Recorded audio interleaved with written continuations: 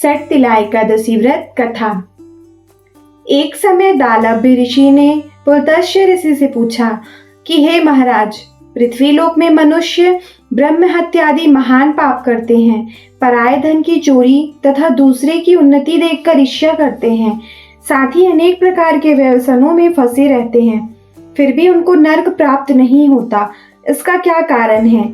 वे ना जाने कौन सा दान पुण्य करते हैं जिससे उनके पाप नष्ट हो जाते हैं। यह सब कृपा पूर्वक आप कहिए। पुलत्स्य मुनि कहने लगे, हे महाभाग, आपने मुझसे अत्यंत गंभीर प्रश्न पूछा है। इससे संसार के जीवों का अत्यंत भला होगा। इस वेद को ब्रह्मा, विष्णु, रुद्र तथा इंद्र आदि भी नहीं जानते, परंतु मैं आपको यह गुप्त तत्व अवश्य बताऊंगा।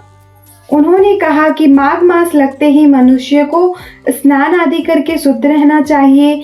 इंद्रियों को वश में कर काम, क्रोध, लोभ, मोह, अहंकार, ईर्ष्या तथा द्वेष आदि का त्याग कर भगवान का स्मरण करना चाहिए। पुष्य नक्षत्र में गोबर, कपास, तिल मिलाकर उनके कंडे बनाने चाहिए। उन कंडों से 108 बार हवन करना चाहिए।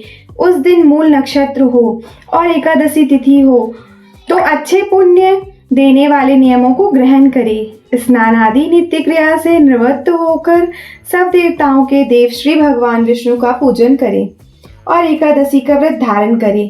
रात्रि को जागरण करना चाहिए। उसके दूसरे दिन धूप, दीप, नैवेद्य आदि से भगवान का पूजन करके खिचड़ी का भोग लगाएं। तत्पश्चात पेठा, नारियल, सीताफल, सुपारी का अर्घ देकर स्तुति करनी चाहिए। हे भगवान, आप दीनों को शरण देने वाले हैं, इस संसार सागर में फंसे हुए का उद्धार करने वाले हैं।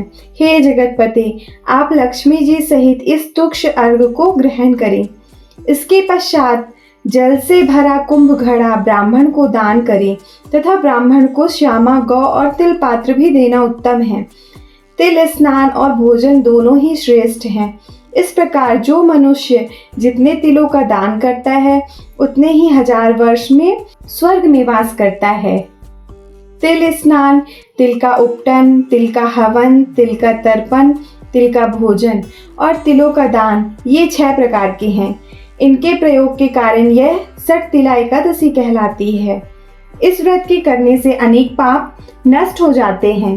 इतना कहकर पुलत्स्य ऋषि कहने लगे कि अब मैं तुमसे इस एकादशी की कथा कहता हूँ। एक समय नारद जी ने भगवान विष्णु से यही प्रश्न किया था और भगवान ने जो सट तिला एकादशी का महात्म्य नारद जी से कहा सो मैं तुमसे कहता हूँ। भगवान ने नारद जी से कहा, हे नारद, मैं तुमसे सत्य घटना कहता हूँ, ध्यान पूर्वक सुनो। प्राचीन काल में मृत्युलोक में एक ब्राह्मणी रहती थी। वह सदैव व्रत किया करती थी। एक समय वह 1 मास तक व्रत करती रही। इससे उसका शरीर अत्यंत दुर्बल हो गया। यद्यपि वह अत्यंत बुद्धिमान थी, तथापि उसने कभी देवताओं या ब्राह्मणों के निमित्त अन्न धन का दान नहीं किया था। इससे मैंने सोचा कि ब्राह्मणी ने व्रत आदि से अपना शरीर शुद्ध कर लिया है, अब इसे विष्णु लोक तो मिल ही जाएगा, परंतु इसने कभी अन्न का दान नहीं किया। इससे इसकी तृप्ति होना कठिन है। भगवान ने आगे कहा, ऐसा सोचकर मैं भिखारी के वेश में मृत्युलोक में उस ब्राह्मणी के पास गया और उससे भिक्षा मांगी। वह ब्राह्मणी बोली, महाराज, किस लिए आए हो? मैंने कहा, मुझे भिक्षा चाहिए। इस पर उसने एक मिट्टी का ढेला मेरे भिक्षा पात्र में डाल दिया। मैं उसे लेकर स्वर्ग में लौट आया। कुछ समय बाद ब्राह्मणी भी शरीर त्याग कर स्वर्ग में आ गई। उस ब्राह्मणी को मिट्टी का दान करने से स्वर्ग में सुंदर महल मिला, परंतु उसने अपने घर को अन्न आदि सब सामग्रियों से शून्य पाया।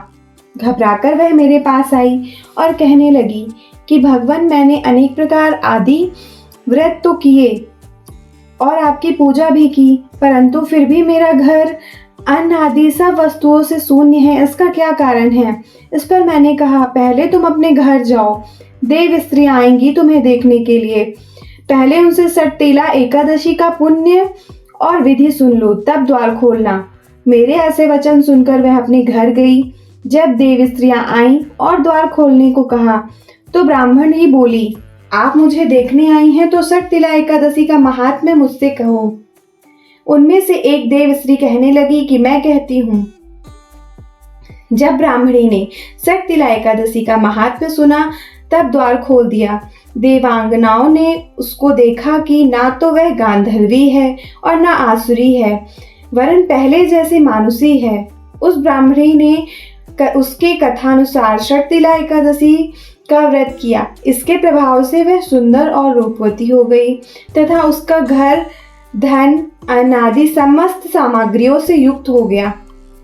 अतः मनुष्यों को मूर्खता त्याग कर शक्तिला एकादशी का व्रत और लोभ ना करके तिल आदि का दान करना चाहिए।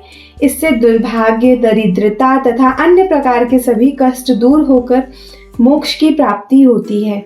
तो बोलिए विष्णु भगवान की जय, लक्ष्मी नारायण की जय, सभी देवी देवताओं की जय।